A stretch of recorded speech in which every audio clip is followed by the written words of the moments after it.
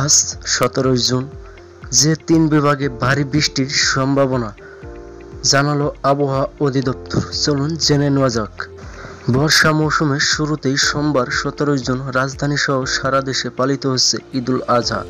এই দিন ঈদ, জামাত কিংবা পশু কুরবানির সময় বাংলাদেশের আবহাওয়া কেমন থাকবে তা নিয়ে সকলের মধ্যে রয়েছে এক ধরনের দুশ্চিন্তা।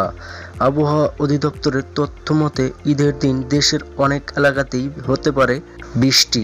আবহাওয়া অধিদপ্তরের তথ্য অনুযায়ী আজ রংপুর, ময়মনসিংহ ও সিলেট বিভাগের অধিকাংশ জায়গায় বৃষ্টি হবে। চট্টগ্রাম বিভাগেরও বেশ কিছু জায়গায় বৃষ্টিপাতের সম্ভাবনা রয়েছে।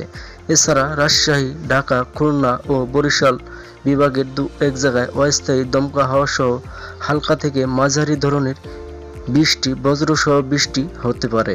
সেই সাথে রংপুর, ময়মনসিংহ ও সিলেট বিভাগের কোথাও কোথাও মাঝারি থেকে ভারী বর্ষণ হতে পারে। এছাড়া সারা দেশে চলমান তাপপ্রবাহ অব্যাহত থাকতে পারে। সারা দেশে দিন এবং রাতের তাপমাত্রা সামান্য বৃদ্ধি পেতেও পারে। তো ভিউয়ার্স, এই ছিল আবহাওয়া অধিদপ্তর থেকে আজকের সর্বশেষ দেওয়া আবহাওয়া তথ্য।